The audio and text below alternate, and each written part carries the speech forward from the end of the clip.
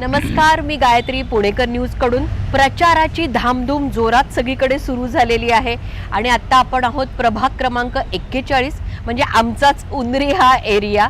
आणि मला या एरियाबद्दल खूप सगळे प्रश्न आहेत. नाना आपल्याबरोबर आहेत.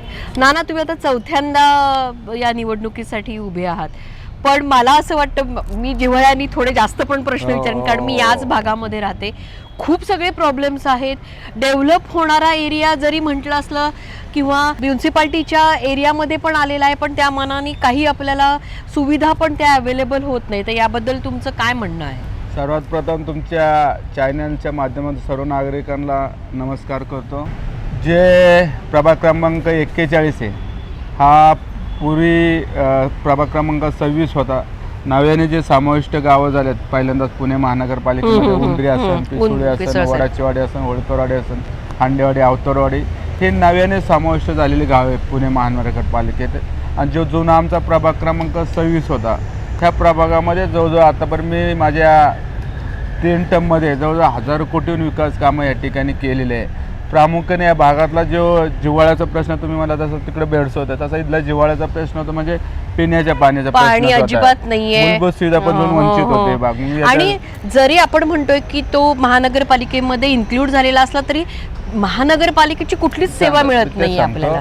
की ह्या भागात जसा आम्ही विकास केला या 15 वर्षामध्ये, 3 वर्ष पुणे महानगरपालिके प्रशासन असताना, मग PPP मॉडेलवर जवळजवळ 600 कोटी रुपयाचे रस्ते विकसित केले.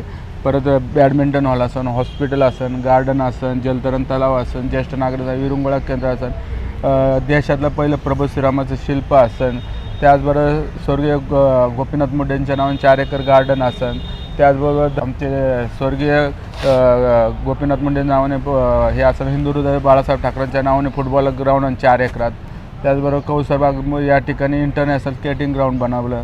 म्हणजे असे प्रोजेक्ट बी ह्या भागामध्ये आणलेले. त्याच धर्तीवर आम्ही त्या प्रभाग जो नव्याने आम्हाला समाविष्ट झाला, मग त्या ठिकाणी उंडरी, पिसुळवाडी हे ज्वलंत परिस्थिती, तिथं पिण्याच्या पाण्याचा ज्वलंत प्रश्न आहे. त्यासाठी आम्ही जे दोबराजी मॉल समोर जे 25-25 लाख लिटरच्या पाण्याच्या क्षमतेच्या ज्या टाक्या आहे, त्या जो कात्रज बायपास चालू होते त्यामुळे ते एक 100-150 मीटरचं काम त्या ठिकाणी रखडलेलं होतं. त्यामुळे बऱ्याच त्याला 1 वर्ष काम रखडलं होतं. जी दत्तनगरला जी टाकी त्या दत्तनगरच्या टाकीतून आपण साठवण ह्या टाक्यांमध्ये पाडणार आणि ह्या साठवण टाक्यातून आपण संपूर्ण परिसराला पाणी 2 ते 2.5 महिन्यामध्ये संपूर्ण परिसराला एक 60 ते 70% भागाला चांगल्या प्रकारचं पाणी त्या ठिकाणी मिळणार आहे. ह्याचं नियोजन आम्ही केलेलं आहे. त्याचबरोबर त्या भागातला वाहतुकीचा जो प्रश्न आहे ते सोडवण्यासाठी आम्ही जे तुम्ही आर्चर्ड पॅलेसवरून खाली उतरतात तिथून कडनगर चौकापर्यंत जवळजवळ 25 कोटी रुपये त्याला मंजूर केले. त्यालाचे वर्क ऑर्डर आलं, त्याचं एक काम चालू झालं आहे. त्याचबरोबर ते जे विद्युत पोलमध्ये होते हाय टेन्शन ते बी आहे, त्याचे वर्क ऑर्डर तेही काम चालू केले.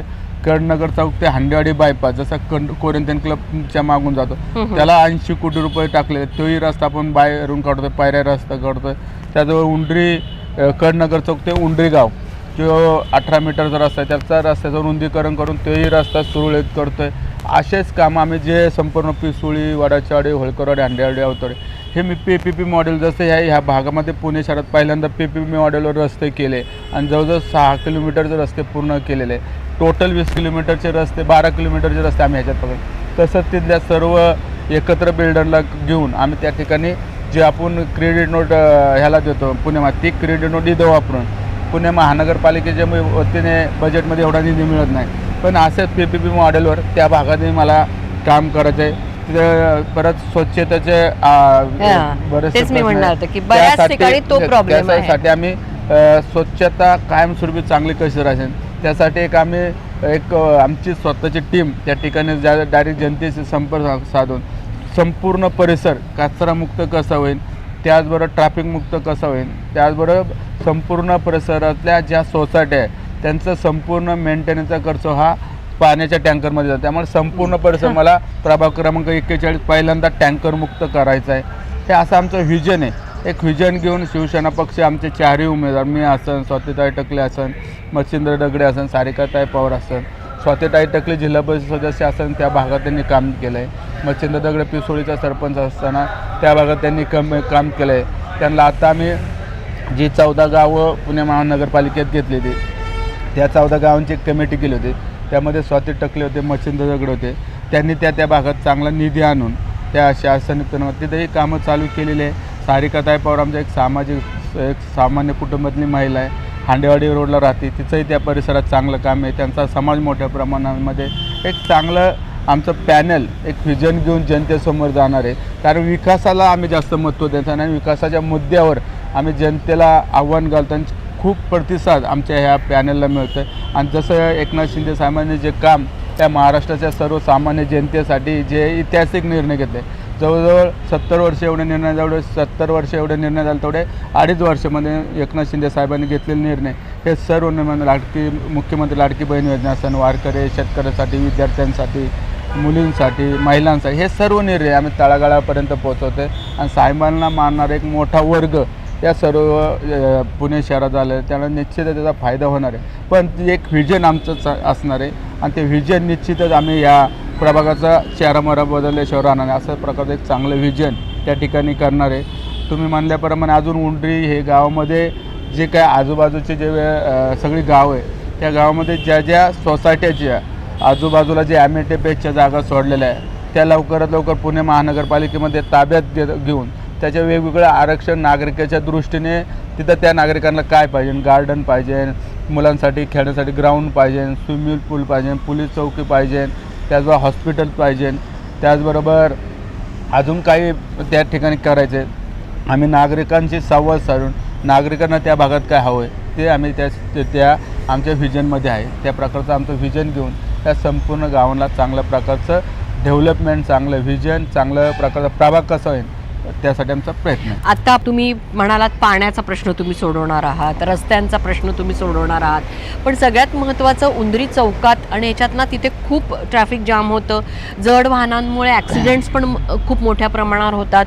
आपल्या या एरियामध्ये कसं झालं की हा एरियामध्ये खूप सगळ्या शाळा आहेत, त्यामुळे पालकांचा सुद्धा प्रेफरन्स असा असतो की इथे वेगवेगळ्या शाळा असल्यामुळे एज्युकेशन वाईज सुद्धा चांगलं मिळेल. पण त्या सगळ्या बसेस आणि शाळांच्या बसेस, ही जड वाहनं, पाण्याचे टँकर, यामुळे खूप सगळा चौकामध्ये म्हणजे अर्धा तास मिनिमम तुम्हाला थांबायला लागतं जेव्हा प्रॉब्लेम येतात. त्यासाठीच सांगितलं की आपल्याला ह्यासाठी पर्याय रस्ते करतोय. जसं तुम्हाला सांगितलं कडनगर चौक ते डायरेक्ट हांडेवाडी बायपास, तर हा कडनगर चौक ते हांडेवाडी बायपास झाल्यानंतर निश्चितच ही वाहनं सगळी जी जड वाहनं आहे ती संपूर्ण हांडेवाडी बायपासला जाणार डायरेक्ट. अच्छा, तुम्ही येणार आर्चर पॅलेसवरून सगळे जड वाहनं कुठे जाणार?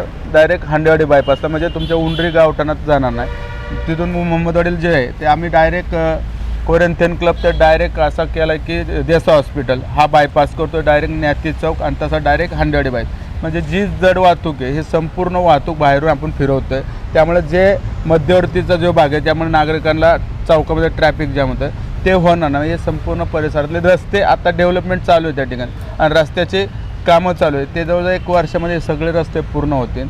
आणि जे आपण म्हणतो की आता जे जड वाहतूक आहे म्हणजे जे हेवी ट्रॅफिक होतं आहे त्यांना आपण एक टाईम ठरवून देऊ की हे 9 नंतर जसं वेगवेगळ्या शहरांमध्ये टाईम ठरवून दिलेला आहे की ते संपूर्ण जड वाहतूक तुम्ही जर एक्सप्रेस हायवेला जरी गेला तर जड वाहतूक त्या टायमापुरती साईडला केलेली असते. त्याच टायमाला आमच्यासारखे लोक ऑफिसला जात असतात, मग तिथे ट्रॅफिक संध्याकाळी 10 ते पहाटे 5 पर्यंत जर ठेवली तर निश्चित त्याचा फायदा इथल्या नागरिकाला होईल. आणि तसं बी आमचं नियोजन काल एक मीटिंग बी सोसायटीचं त्याच्यात बी आम्ही हेच विजन सांगितलं की आपण जड वाहतूक ही 9 ते 5 किंवा 10 ते 5 या दरम्यान करू.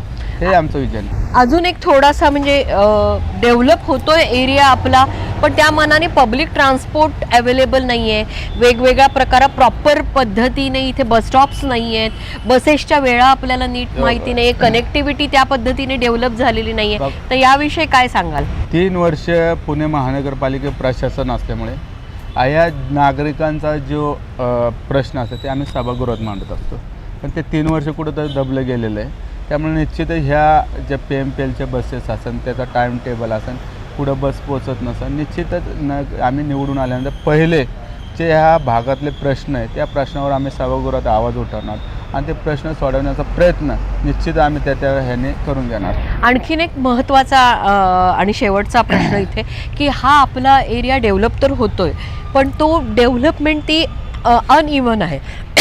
म्हणजे काही ठिकाणी जसं तो आपला ट्रिबिकाचा एरिया आहे त्या साईडला बऱ्यापैकी चांगली डेव्हलपमेंट आहे आणि इकडच्या साईडला डेव्हलपमेंट नाही आहे. प्लस खूप सगळे कन्स्ट्रक्शन्स चालू असल्यामुळे एअर पोल्युशन पण खूप होतं आहे, तर त्याचा बोजा ओव्हरऑल एन्व्हायरमेंटवरती पडतो आहे. इनफॅक्ट वातावरणामध्ये सुद्धा प्रचंड धूळ आणि या सगळ्या गोष्टींमुळे ना थोडासा बाहेरच्या येणाऱ्या लोकांना या एरियाचा तशा पद्धतीने हे झालं की अरे बाबा इथे खूप प्रचंड धूळ आहे, तर ह्या गोष्टी कशा तुम्ही मॅनेज करणार आहात? आता आपलं बी म्हणण्याबरोबर प्रचंड मोठ्या वेगाने या संपूर्ण परिसरामध्ये कंस्ट्रक्शन वाढले, नवनवीन प्रकल्प येतात. ते आता पुणे महानगरपालिकेला आम्ही सांगू की जोपर्यंत पर्यायी रस्ते होत नाही त्या भागात परमिशन देऊ नका. कारण काय होते, परमिशन ॲक्सेलरेट TDR APSI लोड करून 36-33 माळ्याचे टावर त्या ठिकाणी होतात.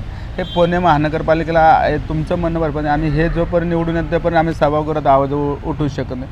सभागृहात हेच सांगणार की आम्ही बाबा फेक करायचं स्कीमा तर झालेच, पण त्याचे अधोगरी पर्याय रस्ते झाले पाहिजे जेणेकरून नागरिकांना बेडसावणारी वाहतूक कोंडी हे जे प्रदूषण होतं आहे ते होणार नाही. कारण पर्याय रस्ते केले तर बाहेरच्या बाहेर गाड्या जात्या, मोठ्या जे हेवी ट्रॅफिक जायतील नागरिकांना बी तर त्रास होणार नाही. आणि ज्यावेळी तुम्ही हे स्कीम करसान किंवा कंस्ट्रक्शन त्याच्या आधी त्याच्याकडून पाणी, ड्रेनेज, स्टॉर्म वॉटर लाईन ह्या सगळ्या सुविधा पुणे महानगरपालिकेने केल्या. मग त्याला सँक्शन ह्याच्यासाठी आम्ही ते सभागृहात करू, त्याचं बी आमचं व्हिजन ते आहे त्याच्यासाठी सुद्धा. तुम्ही सांगितलं आत्ता की तुमचा ओव्हरऑल अजेंडा काय आहे, पण तरीसुद्धा एका वाक्यात चौथ्यांदा लोकांनी तुम्हाला का निवडून द्यावं? केलेला विकास आणि 3 वर्षामध्ये नाना भानगिरे या नागरिकांना इथल्या कधी नगरसेने असं दाखवून दिलंच नाही की 3 वर्ष सर्व विरोधकांचे जनसंपर्क कार्यालय बंद होते, पण नाना भानगिरेचं असं जनसंपर्क कार्यालय की 24 तास नागरिकांसाठी खुलं असायचं. नागरिकांचा जनता दरबारातून कामं व्हायची. त्या 3 वर्षामध्ये जवळ मी 800 कोटीची कामं प्रशासन असताना सुद्धा माननीय माजी मुख्यमंत्री एकनाथ शिंदे साहेब करू शकलो, विकास करू शकलो. सर्वसामान्याच्या जनतेची नाळ माझी त्याच पद्धतीने कंटिन्युटी राहिली. त्यामुळे विकासाच्या मुद्दे आणि कंटिन्यू लोकांच्या संपर्कात असल्यामुळे निश्चितच जनता चौथ्यांदा मला या ठिकाणी स्वीकारेल. पुणेकर न्यूजकडनं तुम्हाला खूप खूप शुभेच्छा. धन्यवाद. नाना प्रॉमिस तर देत आहेत, रस्ते चांगले बनवणार, पाण्याचा प्रश्न सोडवणार, पण शेवटी जनताच निर्णय घेणार. आपण अशाच वेगवेगळ्या उमेदवारांना भेटत राहणार आहोत आणि हा निवडणुकीचा माहोल छान क्रिएट करत राहणार आहोत. पाहत रहा पुणेकर न्यूज.